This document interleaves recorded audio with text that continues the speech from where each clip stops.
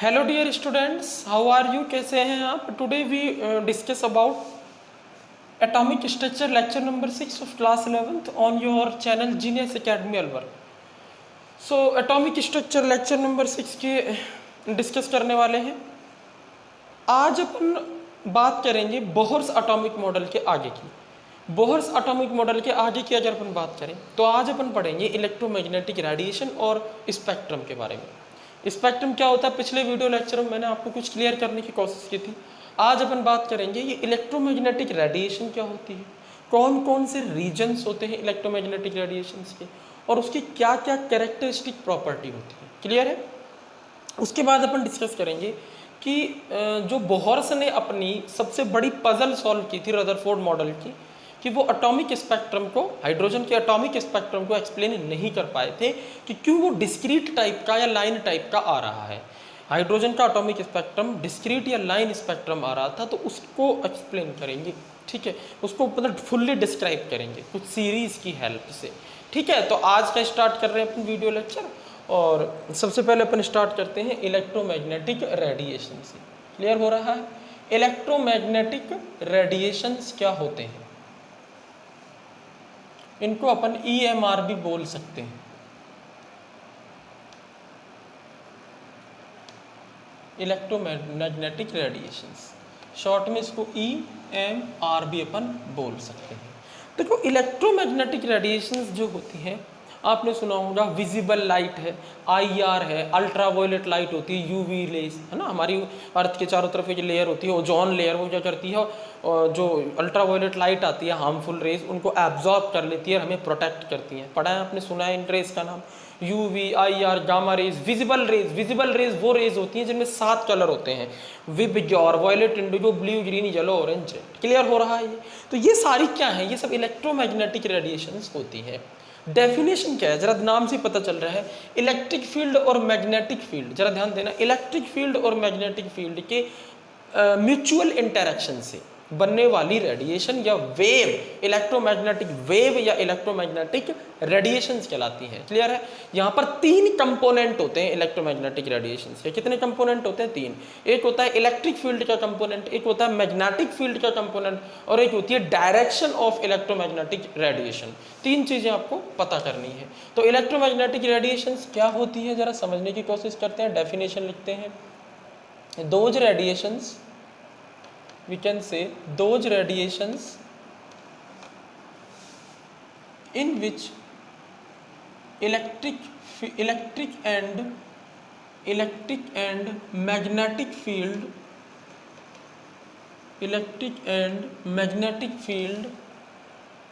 interact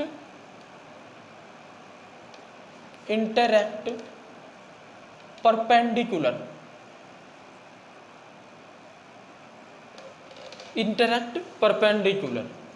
clear है? मतलब ऐसी रेडिएशन जिनमें इलेक्ट्रिक और मैग्नेटिक फील्ड इंटरैक्ट करते हैं एक दूसरे से परपेंडिकुलर, जिसकी वजह से ये बनती है। ठीक है, due to this interaction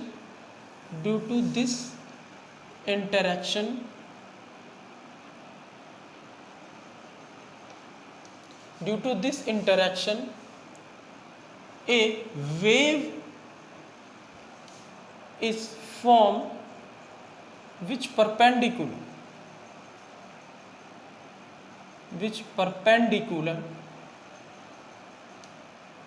to these fields called electromagnetic radiation or wave। ऐसी रेडिएशंस जो इलेक्ट्रिक और मैग्नेटिक फील्ड के इंटरेक्शन से बनती है, और ये दोनों फील्ड एक दूसरे के परपेंडिकुलर होते हैं, और इनकी इंटरेक्शन से क्या होता है, एक वेव बनती है जो इनकी भी परपेंडिकुलर होती है। मतलब इलेक्ट्रिक फील्ड, इलेक्ट्रोमैग्नेटिक रेडिएशन में 3 कंपोनेंट होते हैं, 3 कंपोनेंट्स। इलेक्ट्रोमैग्नेटिक रेडिएशन या जो इलेक्ट्रोमैग्नेटिक वेव होती हैं, इनके कितने कंपोनेंट्स होते हैं बच्चों? 3 कंपोनेंट्स होते हैं। ठीक है, कौन कौन से कंपोनेंट्स होते हैं? पहला होता है इलेक्ट्रिक फील्ड कंपोनेंट, ठीक है। दूसरा होता है मैग्नेटिक फील्ड कंपोनेंट, और तीसरा होता है डायरेक्शन का component, direction of electromagnetic radiation, इसका भी एक कंपोनेंट होता है। इलेक्ट्रिक फील्ड और मैग्नेटिक फील्ड एक दूसरे के 90 डिग्री एंगल पर होते हैं। मैग्नेटिक फील्ड और डायरेक्शन ऑफ इलेक्ट्रोमैग्नेटिक रेडिएशन ये भी 90 होते हैं और ये भी 90 होते हैं। मतलब ये तीनों फील्ड एक दूसरे के 90 डिग्री एंगल यानी परपेंडिकुलर होते हैं। इसको रिप्रेजेंट कैसे करते हैं अपन जरा उसको देखते हैं। ठीक है, जरा समझना, ये हमने इस एक्सिस पर ले ली, ये कौन सी एक्सिस है हमारी, वाई एक्सिस मान लेते हैं। ठीक है ना, इलेक्ट्रिक फील्ड का कंपोनेंट तो जेड एक्सिस पर होगा, मैं आपको बता देता हूँ। मैग्नेटिक फील्ड का कंपोनेंट वाई एक्सिस पर मान लेते हैं अपन। तो डायरेक्शन ऑफ इलेक्ट्रोमैग्नेटिक रेडिएशन हम एक्स एक्सिस पर माने। अब जरा देखो कैसे रिप्रेजेंट करते हैं। वाई एक्सिस पर इस तरह वाई एक्सिस पर क्या चल रही है, इलेक्ट्रोमैग्नेटिक रेडिएशन का कौन सा कंपोनेंट चल रहा है, इलेक्ट्रोमैग्नेटिक रेडिएशन का कौन सा कंपोनेंट चल रहा है, मैग्नेटिक फील्ड का कंपोनेंट। कुछ इस तरह चल रहा है, देखो कुछ इस तरह से चल रहा है। ये मैग्नेटिक फील्ड का कंपोनेंट जो कहाँ चल रहा है, वाई एक्सिस पर इस तरह। ठीक है, इस तरह से चल रहा है कुछ, देखो वाई एक्सिस ऐसे, तो कुछ इस तरह से चल रहा है, देखो इस तरह से। देखो ऊपर जाने का मतलब है इस तरह से बनना, इसको बोलते हैं अपन, मैं इसको आगे एक्सप्लेन करूंगा, इसको बोलते हैं अपन एक क्रेस्ट बन रहा है और ये ट्रफ बन रहा है। ठीक है, अभी इसको आगे एक्सप्लेन करेंगे। अभी सिर्फ इलेक्ट्रोमैग्नेटिक रेडिएशन का डायग्राम बना के दिखाया मैंने। इस तरह चल रही है, फिर इसके बाद इस तरह चल रही है, ऊपर अप एंड डाउन, लेकिन एक्सिस वाई एक्सिस है, यानी वाई एक्सिस पर इलेक्ट्रिक फील्ड का कंपोनेंट है। ठीक है, अच्छा जेड एक्सिस कहाँ है, देखो जेड एक्सिस एक्चुअली में देखो ये वाई एक्सिस है, ये एक्स एक्सिस है और ये एक्चुअली में जेड एक्सिस है, ये वाली, यानी ये वाली जेड एक्सिस है, ये वाली समझ रहे हो, ये वाली जेड एक्सिस है, ये वाली वाई एक्सिस है और ये वाली एक्स एक्सिस है। क्लियर हो रहा है एकदम अच्छे से। ठीक है, तो ये वाई एक्सिस है। ठीक है, इलेक्ट्रिक फील्ड का कंपोनेंट है यहाँ पर। मैग्नेटिक फील्ड का कंपोनेंट कहाँ है, सॉरी मैग्नेटिक फील्ड का कंपोनेंट है, इलेक्ट्रिक फील्ड का कंपोनेंट जेड एक्सिस पर है, मतलब वो कुछ यहाँ है, देखो इस तरह से।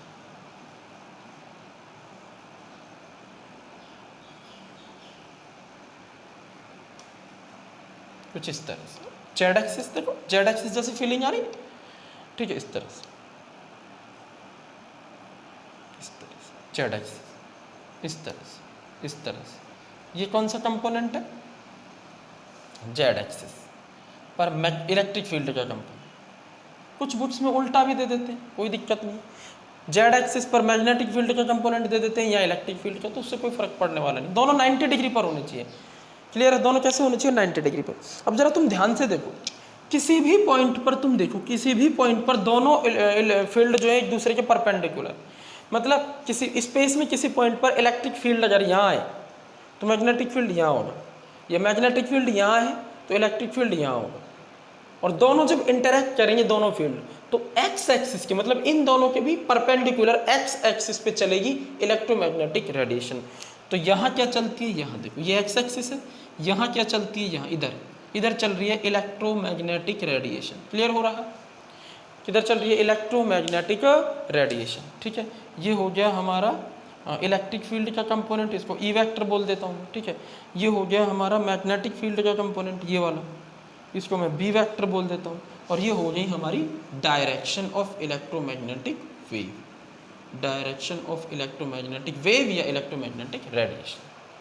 तो इस तरह से इलेक्ट्रोमैग्नेटिक रेडिएशन या इलेक्ट्रोमैग्नेटिक वेव होती है। इसको प्लीज नोट कर लीजिए, इसका स्क्रीनशॉट ले लीजिए, वेरी वेरी इंपॉर्टेंट। नोट कर लिया आई होप।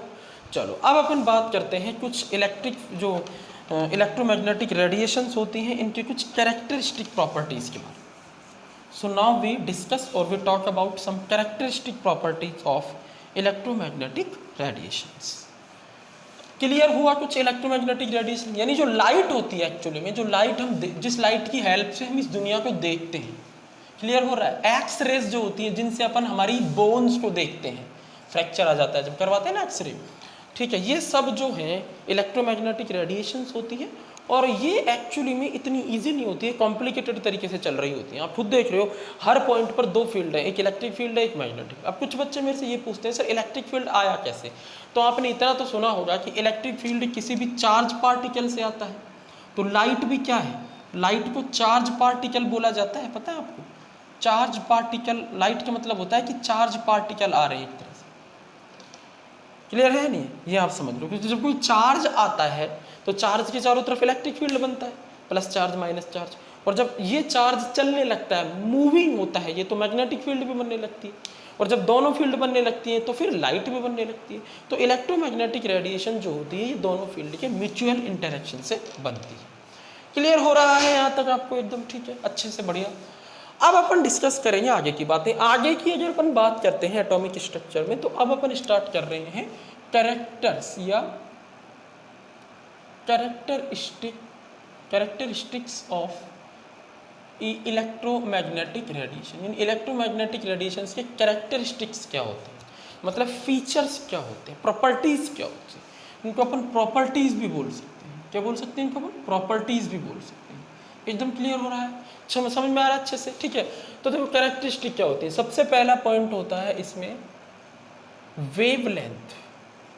वेवलेंथ क्या है, इसी से स्टार्ट किया, धीरे धीरे एक एक चीज समझेंगे। वेवलेंथ क्या है? देखो वेवलेंथ एक्चुअली में इसका जो सिंबल होता है, डेफिनेशन बाद में देखेंगे, सिंबल होता है इसका, इसको बोलते हैं LAMB लैम्बडा।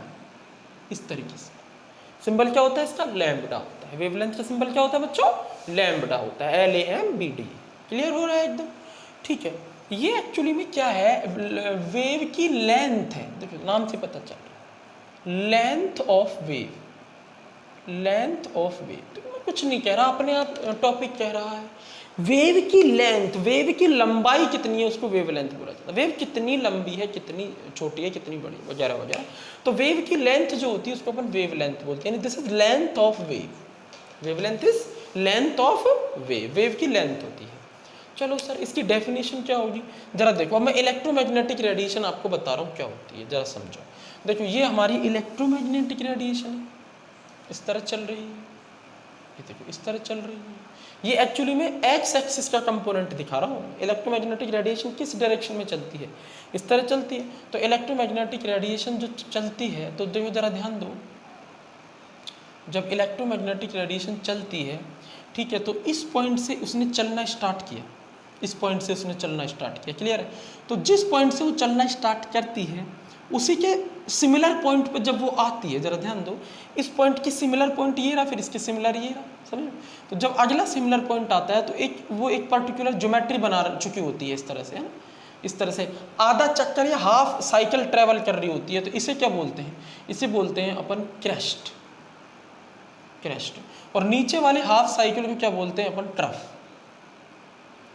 और यहां से यहां तक को क्या बोलते हैं? कंप्लीट साइकिल, वन साइकिल होगी। जरा देखो, साइकिल ऐसे होती है ना, एक चक्कर ऐसे होता है, तो इसको अपन क्या ऐसे भी तो लिख सकते हैं, या इस हाफ साइकिल को तो ही रहने दो और बाकी हाफ साइकिल को मैं आगे बढ़ा दूं, तो बन गई देखो वेव। अरे क्लियर हो रहा है? बन गई देखो wave. Half cycle plus half cycle, total cycle हो गई। ठीक है, तो ये हाफ साइकिल है, क्रेस्ट बोलते हैं। नीचे वाले हाफ साइकिल को ट्रफ बोलते हैं। यहाँ साइन प्लस होता है, यहाँ साइन माइनस होता है। ठीक है भाई, चलो। तो एक क्रेस्ट और एक ट्रफ होता है, किसमें? एक साइकिल, यानी मैं लिख देता हूं, वन साइकिल जो होती है वो एक क्रेस्ट प्लस एक ट्रफ से मिलकर बनती है। कुछ क्लियर हो रहा है एकदम आपको? एक क्रेस्ट और एक ट्रफ से मिलकर बनती है एक साइकिल। ठीक है, अब जरा चेक करो, जब यहां से यहां तक वेव गई तो उसने एक साइकिल की डिस्टेंस ट्रेवल करी। तो यहाँ से यहाँ तक एक साइकिल में कितनी उसने डिस्टेंस ट्रेवल करी, इसको वेव लेंथ बोलते हैं, वेव की लेंथ। मतलब यहाँ से यहाँ तक की डिस्टेंस को अपन लैम्बडा बोलते हैं, वेव। ठीक है, तो लैम्बडा की डेफिनेशन क्या होती है, वेवलेंथ की डेफिनेशन क्या होती है, जरा बात करते हैं अपन वेवलेंथ की डेफिनेशन की। ठीक है, डिस्टेंस विच ट्रेवल या travelled by wave in 1 second.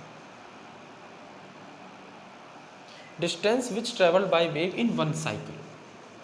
एक साइकिल में वेव ने कितनी डिस्टेंस ट्रेवल की है, इसको अपन क्या बोलते हैं? वेवलेंथ बोलते हैं। Distance which travelled by wave in 1 cycle.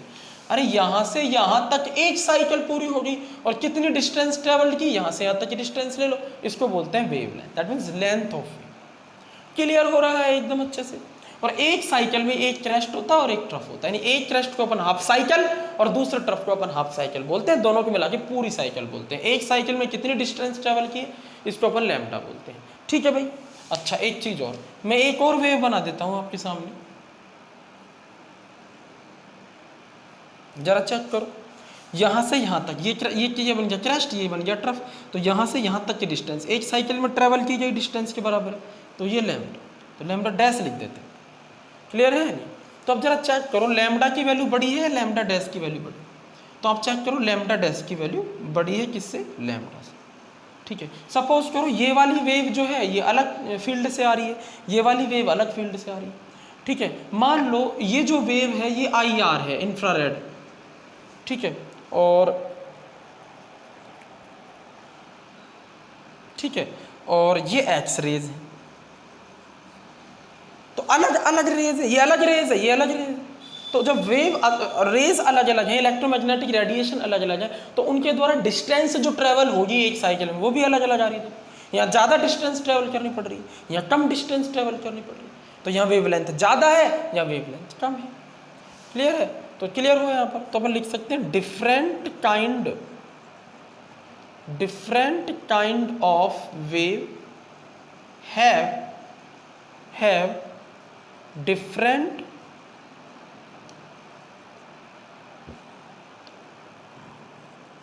different kind of wavelength।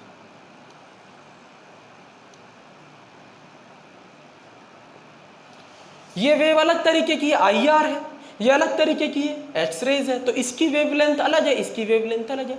ऐसे थोड़ी जितनी भी तरीके की वेव होंगी सबकी वेवलेंथ अलग हो जाएगी, सेम हो जाएगी, वेवलेंथ तो अलग अलग होगी।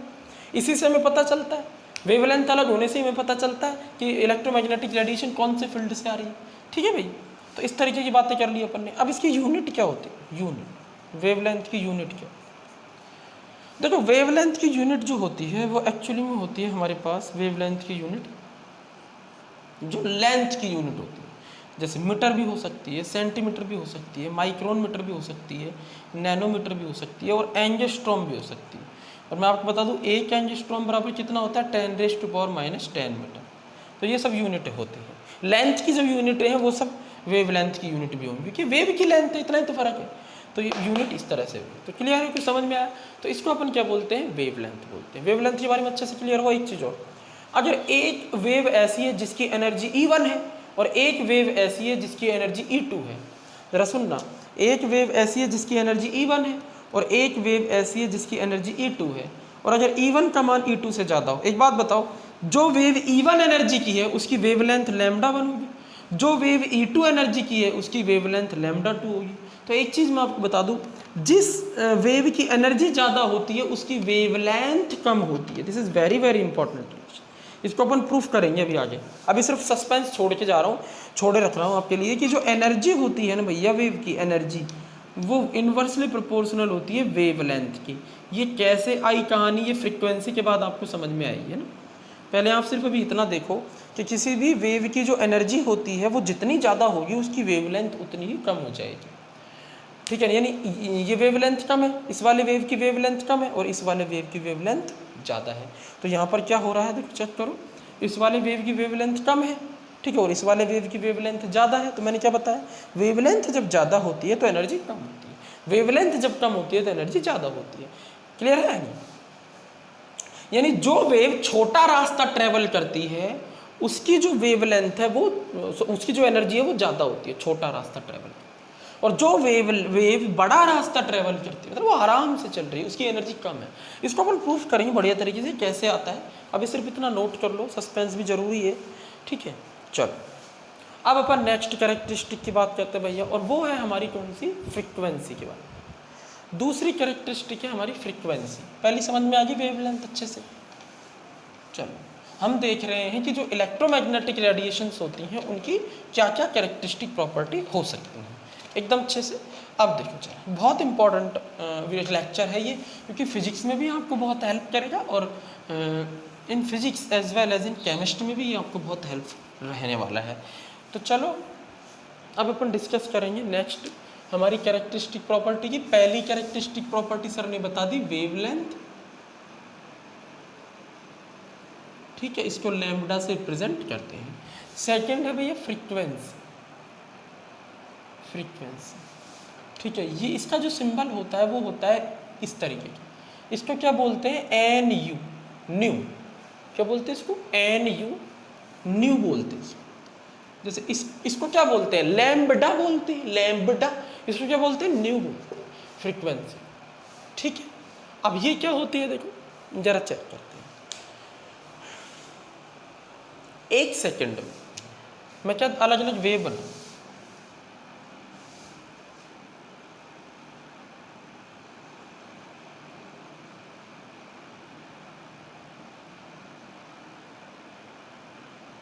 ठीक है ना, एक दूसरी वेव बनाओ,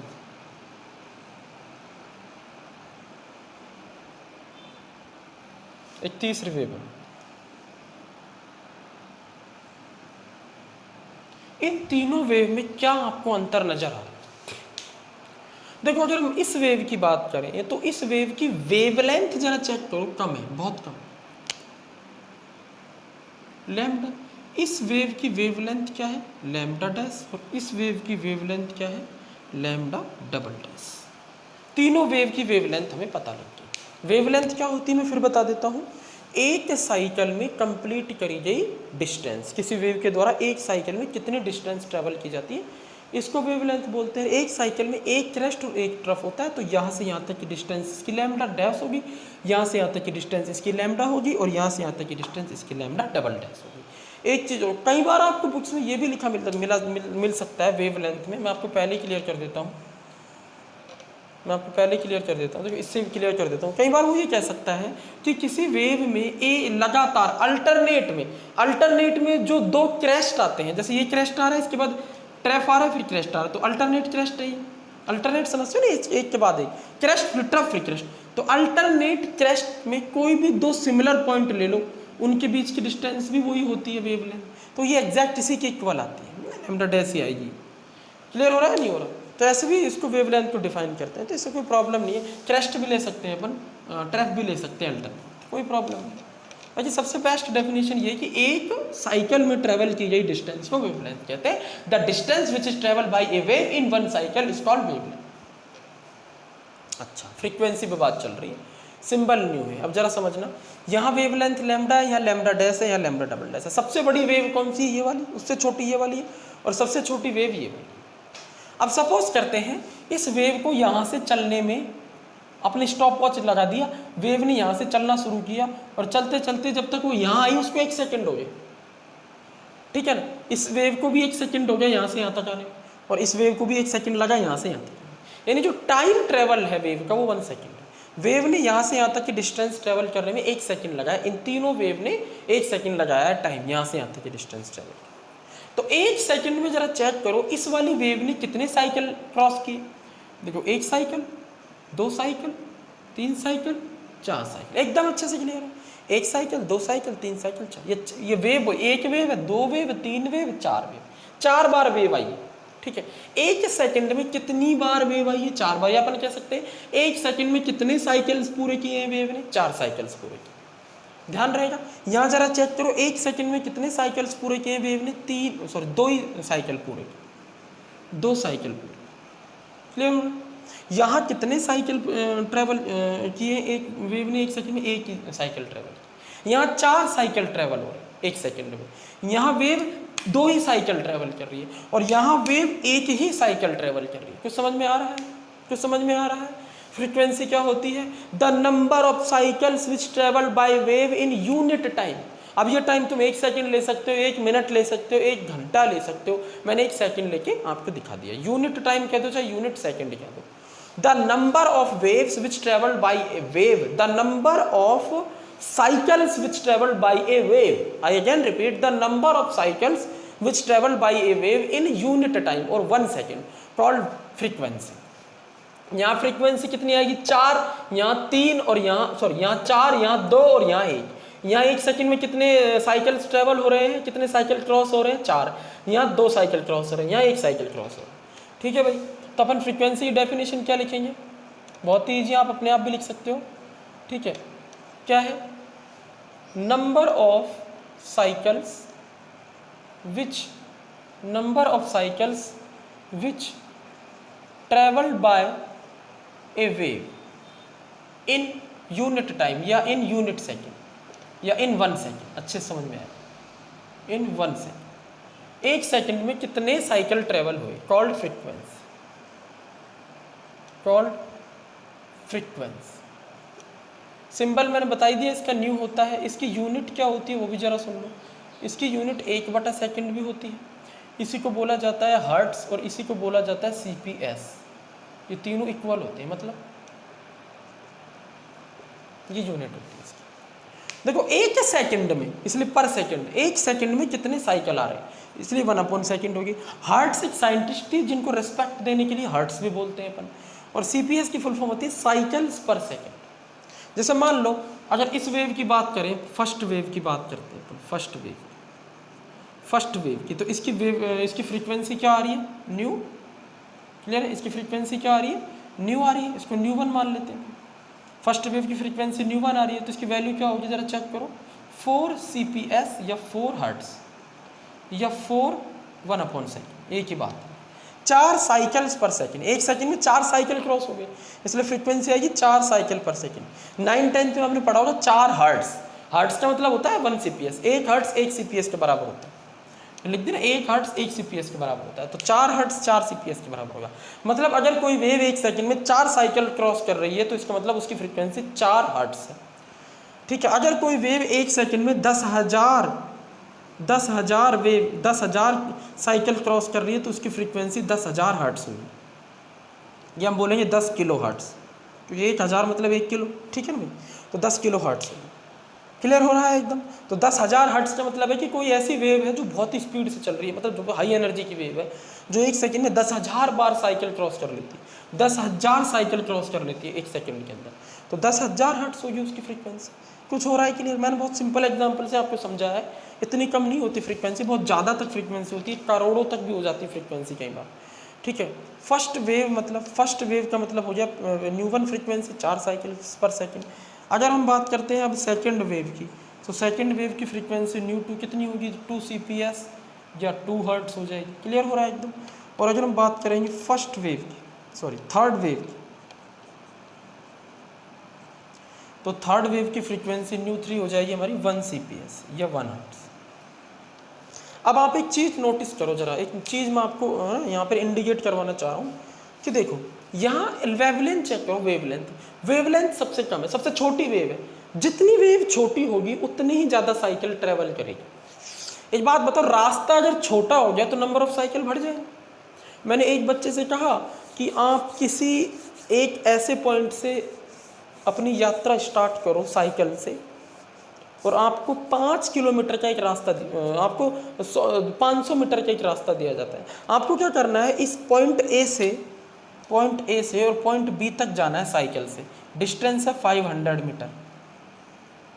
आपको 1 घंटा दिया जाता है, यूनिट टाइम दे दिया 1 घंटा।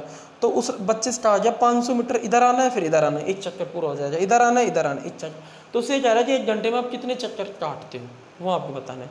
ठीक है, एक दूसरा बच्चा है उसी के उम्र के जैसा, उसी की जैसी एफिशिएंसी वाला, उससे कहा गया तुम्हें ए से लगा के और किसी पॉइंट सी तक जाना है, जर्नी वहीं से स्टार्ट करनी है, सारी वेव यहीं से निकल रही है देखो। ठीक है, लेकिन इससे कहा गया तुम्हें जाना है 1 किलोमीटर डिस्टेंस, यानी इसकी जो डिस्टेंस है वो बढ़ा दी गई। टाइम इसको भी 1 घंटा ही मिला, लेकिन इसका जो चक्कर है वो इससे डबल हो गया, डिस्टेंस ज़्यादा डबल हो गई। क्लियर हो रहा है एकदम। तो इसीलिए यहाँ पर चक्कर कम काटेगा। वही साइकिल इसके पास ऐसे हुई, हीरो होंडा हवाई जहाज दे दिया, वही साइकिल। ठीक है, तो यहाँ क्या होगा, जो डिस्टेंस है वो ज़्यादा है तो सीधी सी बात है नंबर ऑफ साइकिल्स कम हो जाएंगे। यहाँ डिस्टेंस कम है तो ये ज़्यादा चक्कर काटेगा। क्लियर हो रहा है एकदम। तो वही तो कहानी में समझा रहा हूँ जब से, कि जो वेव होती है वो जितनी बड़ी होती है वो नंबर ऑफ साइकिल्स उतने ही कम काटती है, एक ही साइकिल। ठीक है, और ज़्यादा छोटी वेव छोटी होगी तो ज़्यादा नंबर ऑफ साइकिल्स होंगे। तो दैट मीन्स अगर वेवलेंथ ज़्यादा है तो नंबर ऑफ साइकिल यानी फ्रीक्वेंसी कम आती है, और वेवलेंथ कम है तो फ्रीक्वेंसी ज़्यादा आती है। क्लियर है? तो इट इज़ क्लियर दैट, अभी क्लियर नहीं होगा। ठीक है, जरा चेक करो सबसे ज़्यादा फ्रीक्वेंसी क्या है। फ्रीक्वेंसी ऑर्डर लिख रहा हूँ, फ्रीक्वेंसी ऑर्डर बताओ। सबसे ज़्यादा फ्रीक्वेंसी ν1 है, उसके बाद फ्रीक्वेंसी ν2 है और फिर फ्रीक्वेंसी ν3। क्लियर हो रहा है? अच्छा एक काम करते हैं, यहाँ पर इसको λ1 कह देते हैं, इसको λ2 इसको कोई प्रॉब्लम नहीं है, ठीक है, अलग अलग है तीनों, सिंबल बदल दो। अच्छा वेवलेंथ का ऑर्डर देखो जरा, सबसे ज़्यादा वेवलेंथ कौन सी है? λ3, उससे कम λ2 और सबसे कम क्या रिलेशन? अरे जिस वेव की वेवलेंथ ज़्यादा है उसकी फ्रीक्वेंसी सबसे कम है, और जिस वेव की वेवलेंथ सबसे कम है उसकी फ्रीक्वेंसी सबसे ज़्यादा है। क्लियर हुआ? तो इसका मतलब वेवलेंथ और फ्रीक्वेंसी एक दूसरे के इन्वर्सली प्रोपोर्शनल टू होते हैं। मुझे तो ये समझ में आ रहा है, मतलब अगर वेवलेंथ ज़्यादा है तो फ्रीक्वेंसी कम हो जाएगी और वेवलेंथ कम है तो फ्रीक्वेंसी ज़्यादा एग्जैक्ट हो जाएगी। जैसे मान लो यहाँ पर फ्रीक्वेंसी 4 है, वेवलेंथ λ1 है, तो फ्रीक्वेंसी यहाँ आधी होगी, वेवलेंथ डबल होगी। यहाँ वेवलेंथ λ1 है, λ2 क्या होगी? डबल होगी इससे, तो फ्रीक्वेंसी हाफ होगी। वेवलेंथ डबल होगी, फ्रीक्वेंसी हाफ होगी, वेवलेंथ फिर डबल होगी, फ्रीक्वेंसी हाफ होगी। अरे 4 है, फ्रीक्वेंसी हाफ होगी, 2 रह गई, वेवलेंथ डबल होगी। ठीक है, यहाँ 2 से 1 रह गई फ्रीक्वेंसी, वेवलेंथ और डबल होगी। मतलब जैसे जैसे फ्रीक्वेंसी डबल होती जा रही, वेवलेंथ हाफ होती जा रही है, या अपन ऐसे कह दें वेवलेंथ डबल होती जा रही, फ्रीक्वेंसी हाफ होती जा रही। क्लियर हो रहा है एकदम अच्छे से? ठीक है, चलो अब अपन बात कर लेते हैं जो कंक्लूजन निकला कि फ्रीक्वेंसी और वेवलेंथ में क्या रिलेशन होता है।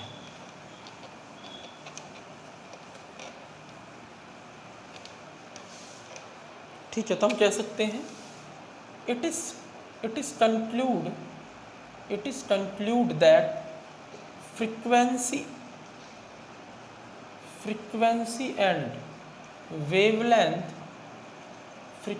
and wavelength are inversely proportional to each other. Inversely proportional to each other. Wavelength और फ्रीक्वेंसी एक दूसरे के इन्वर्सली प्रोपोर्शनल टू होते हैं। क्लियर हो रहा है?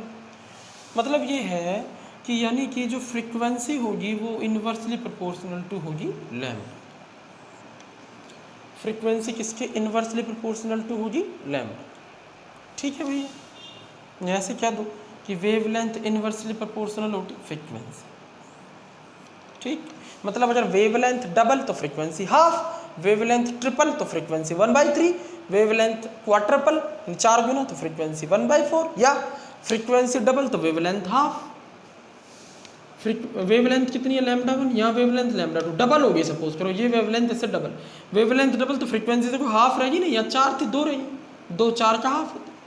अब यहाँ जो वेवलेंथ है वो और डबल होगी तो फ्रीक्वेंसी और हाफ होगी। क्लियर हो रहा है एकदम अच्छे से? क्लियर हो रहा है नहीं? अच्छा इसकी कंपेयर करेंगे तो यहाँ से यहाँ वेवलेंथ क्या हुई? 1/4 हुई।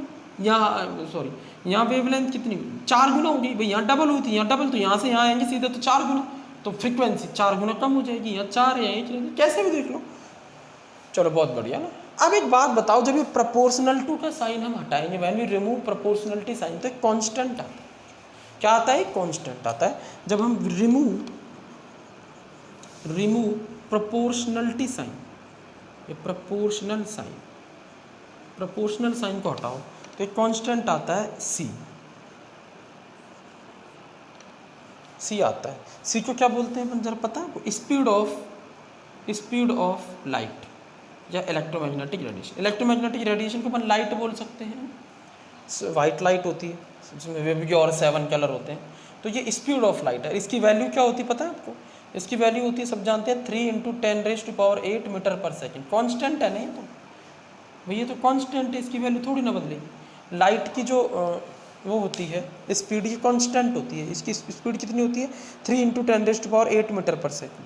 ये इसको ऐसे लिखा जा सकता है किलोमीटर में, 3 × 10⁻1000 से डिवाइड कर दो, 5 रह जाएगा किलोमीटर पर सेकेंड। या इसको सिंप्लीफाई ऐसे कर सकते हैं, 3 लाख किलोमीटर पर सेकेंड। ये स्पीड होती है वेव इलेक्ट्रोमैग्नेटिक रेडिएशन की। मतलब जो इलेक्ट्रोमैग्नेटिक रेडिएशन होती है 1 सेकंड में, दिख रहा है ना आपको, 3 लाख किलोमीटर आगे जाती है। सॉरी ज़्यादा नीचे लिख दिया है ना, ये तो दिख रहा है आपको एकदम।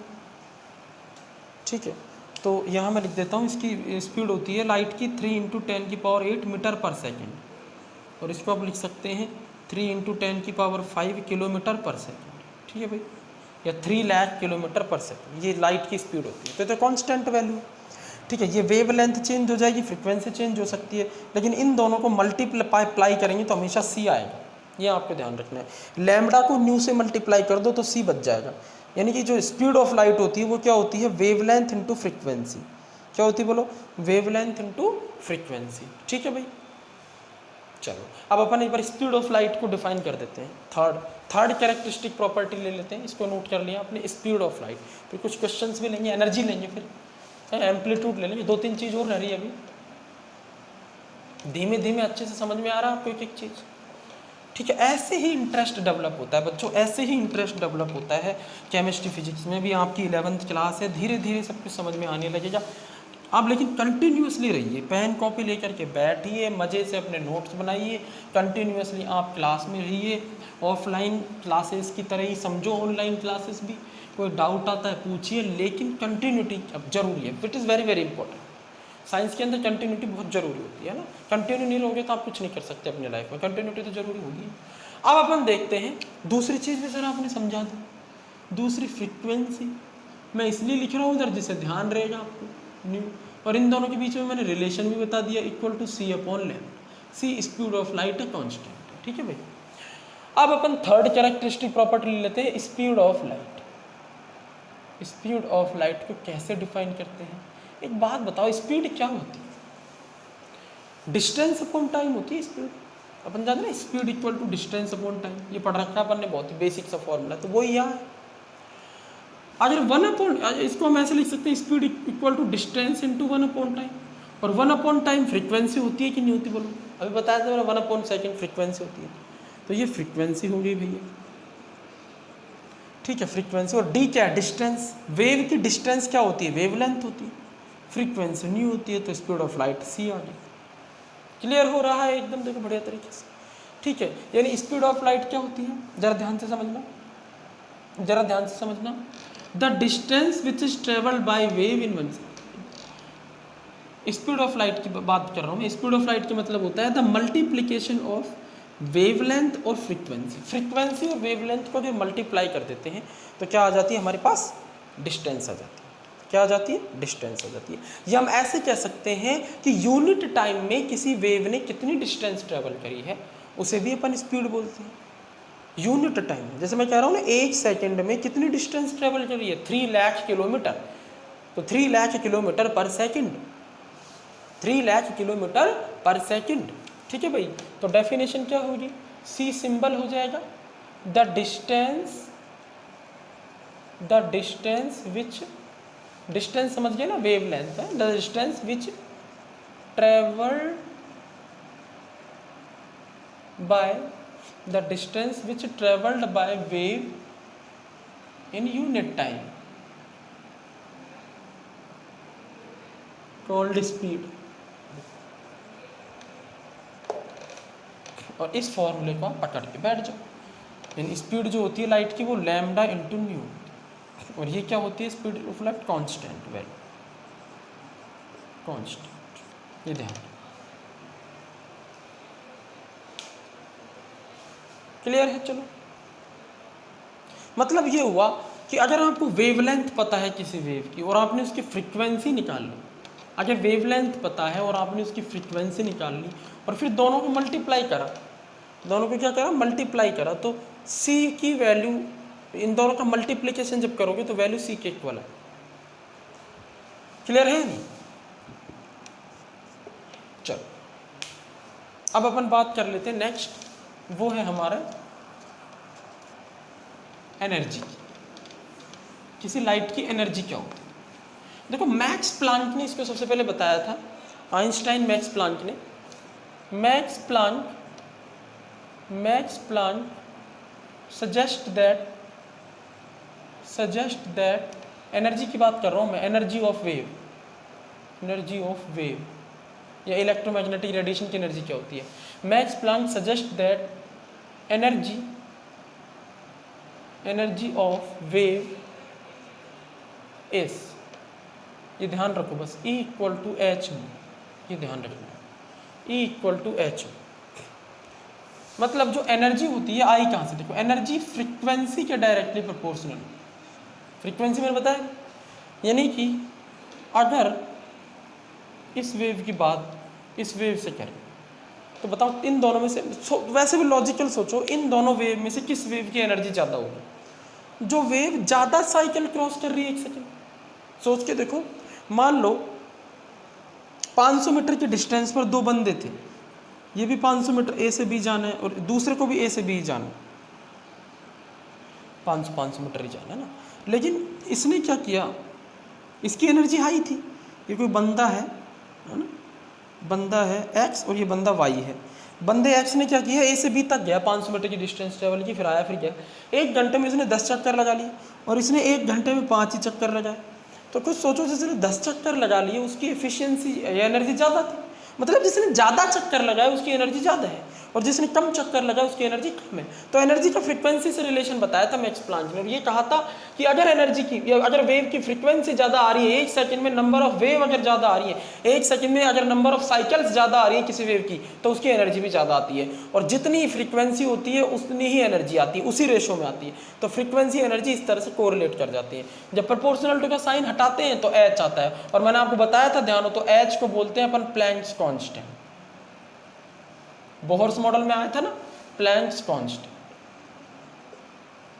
और इसकी वैल्यू भी कांस्टेंट होती है क्योंकि प्रोपोर्शनल टू का साइन हटाया तो कांस्टेंट आएगा 6.636 × 10⁻⁻34 जूल × सेकंड, क्योंकि एनर्जी की वैल्यू, एनर्जी की यूनिट जूल हो गई भाई, और फ्रीक्वेंसी की यूनिट 1/सेकंड हो गई, तो ये उधर मल्टीप्लाई होगा तो जूल × सेकंड तो बस है ये एच की। ठीक है भाई, चलो क्लियर हो रहा है। अरे निकाल लो, एच इक्वल टू क्या हो जाए, E/न्यू हो जाएगा। तो यूनिट कैसे निकालेंगे, एनर्जी की यूनिट जूल और फ्रीक्वेंसी की 1/सेकंड, तो एच की यूनिट जूल × सेकंड होगी, और कांस्टेंट वैल्यू है तो 6.636 × 10⁻⁻34 जूल × अर्ग × सेकंड। अर्ग में निकालना तो 1 जूल = 10⁻7 अर्ग होता है, कन्वर्ट कर लो। तो इस तरह से मैक्स प्लांक ने एनर्जी बताई थी कि एनर्जी जो होती है किसी वेव की डायरेक्टली प्रोपोर्शनल टू होती है फ्रीक्वेंसी के, तो h/न्यू आ गया, E/न्यू आ गया। अच्छा, इसको इक्वेशन नंबर अपन दे देते हैं 1। अब जरा कुछ याद है, फ्रीक्वेंसी C/λ होती है। इक्वेशन नंबर 2, 1 और 2 को कोरिलेट कर दो फ्रॉम 1 and 2, तो एनर्जी क्या बनी फाइनली, hc/λ। भैया मैंने क्या किया यहाँ पर, मैंने यहाँ पर फ्रीक्वेंसी को हटा के और उसकी जगह C/λ लिख दिया।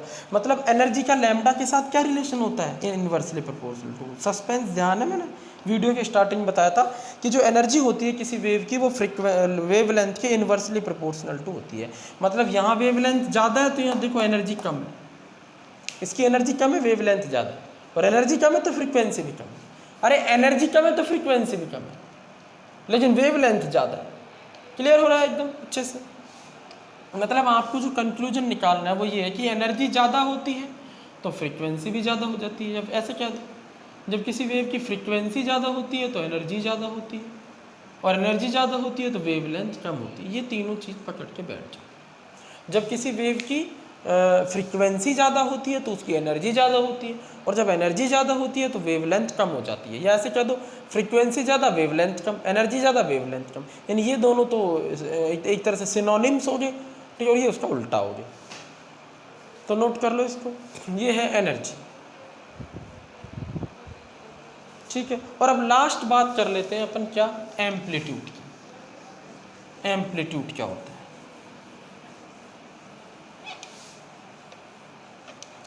एम्पलीट्यूड वैसे इतना इम्पोर्टेंट नहीं है, बट इतना ध्यान रखो, मैक्सिमम डिस्टेंस या हाइट या डेप्थ होती है एम्पलीट्यूड। 5th पॉइंट,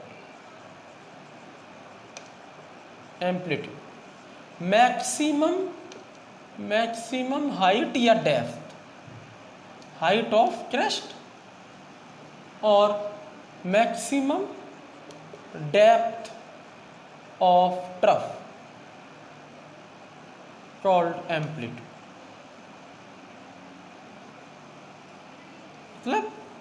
मतलब सीधा सा है, ये देखो मैक्सिमम हाइट, देखो ये क्रेस्ट है ना, इसकी मैक्सिमम हाइट क्या है ये, और ये ट्रफ है, इसकी मैक्सिमम डेप्थ ये, तो इसको बोला जाता है एम्पलीट्यूड ए। एम्पलीट्यूड का सिंबल ए होता है, ये भी एम्पलीट्यूड है, ये भी एम्पलीट्यूड। ठीक है भाई। और एक चीज़ और बता दूँ, इस वेव का एम्पलीट्यूड ज़्यादा है और इस वेव का एम्पलीट्यूड कम है। और एक चीज़ और बता दूँ, एम्पलीट्यूड ज़्यादा होता है तो एनर्जी भी ज़्यादा होती है वेव, ये ध्यान रखना। बस वैसे काम कभी नहीं आएगा ये केमिस्ट्री में, तो फिजिक्स में काम आ सकता है। एम्पलीट्यूड ज़्यादा तो एनर्जी ज़्यादा होती है, मतलब इस वेव की एनर्जी ज़्यादा है। चलो एक लास्ट पॉइंट और है, वेव नंबर। बस उसके बाद अपन वीडियो लेक्चर करेंगे फिनिश, बाकी बातें करेंगे next video lecture. Wave number क्या होती है, last wave number, number of wave in unit length या unit wave length, number of waves in unit wave length, number of wave in unit wave length called wave number. वैसे नाम से ही पता चल रहा है वेव नंबर का क्या मतलब होगा। और इसका सिंपल सा मैं आपको फॉर्मूला बता देता हूँ। इसका जो सिंबल होता है ना, सिंबल वेव नंबर का, इसका सिंबल होता है न्यू। तो फ्रीक्वेंसी क्या है, इस पर बार लगा, न्यू बार। क्या बोलेंगे इसको पढ़ेंगे क्या, न्यू बार। ठीक है, ये होता है सिंबल किसका, वेव नंबर का। और नंबर ऑफ वेव्स, कितनी वेव्स हैं जो यूनिट वेव लेंथ में आ रही है, यूनिट वेव लेंथ में आ रही है, उसको बोलते हैं अपन वेव नंबर। ठीक है, अब यूनिट वेव लेंथ क्या होती है भाई, 1/λ, इसको बोलते हैं यूनिट वेव लेंथ, तो इसी को बोलते हैं वेव नंबर। ये इसका सिंपल सा फॉर्म। यानी वेव नंबर भी वेव लेंथ की क्या होती है, इनवर्सली प्रोपोर्शनल। वेव नंबर भी वेव लेंथ के इनवर्सली प्रोपोर्शनल। अब जरा देखो, मुझे एक बात बताओ जरा, खुद से सोचो।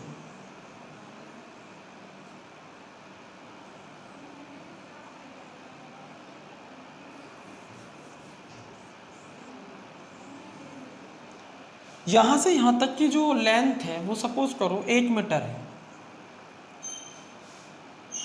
यूनिट लेंथ ज़्यादा बेटर है, यूनिट लेंथ। यहाँ से यहाँ तक की लेंथ कितनी है, 1 metre. 1 metre unit length, 1 centimetre ले लो, 1 सेंटीमीटर ले लेते हैं ना, 1 सेंटीमीटर लेंथ। तो यहाँ से यहाँ तक भी 1 सेंटीमीटर ही होगी।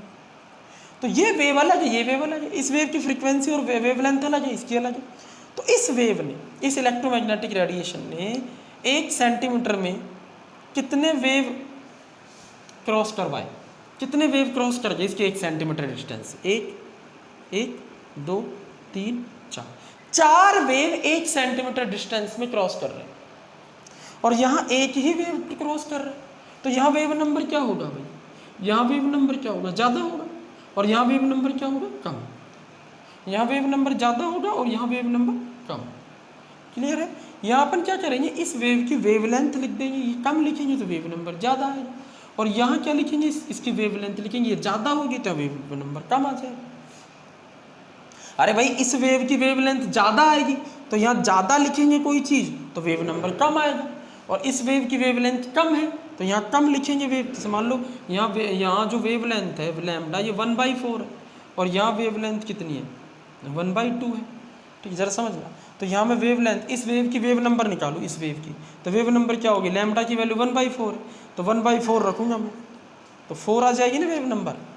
जबकि इस वेव की वेव नंबर क्या आएगी, यहाँ मैं 1/2 रखूँगा, 2 ही आएगी। वेव नंबर कब आ रही है, जब वेवलेंथ ज़्यादा। क्लियर हो रहा है नहीं हो रहा। तो ये बहुत इंपॉर्टेंट पॉइंट है, इसको भी आप नोट कर लीजिए। चलो, तो ये था आज का वीडियो लेक्चर। एक लास्ट चीज़ और बता देता हूँ, फ्रीक्वेंसी बढ़ेगी, एनर्जी बढ़ेगी, वेव नंबर बढ़ेगी, तीनों सिनोनिम्स हो गए। अरे एनर्जी ज़्यादा, फ्रीक्वेंसी ज़्यादा, फ्रीक्वेंसी ज़्यादा, नंबर ऑफ साइकिल ज़्यादा, नंबर ऑफ साइकिल ज़्यादा, तो एक लेंथ में, एक यूनिट लेंथ में भी नंबर ऑफ वेव ज़्यादा आएंगी, तो वेव नंबर ज़्यादा, लेकिन वेव लेंथ कम। यानी इन तीनों के इन्वर्सली प्रोपोर्शनल है वेव लेंथ। क्लियर हो रहा है। तो थैंक यू वेरी मच, इसको नोट कर लीजिए। ये था आपका आज का video lecture. Next video lecture में अपन आगे की बातें करेंगे और स्टार्ट करेंगे अपन एटॉमिक स्पेक्ट्रम के बारे में। Thank you.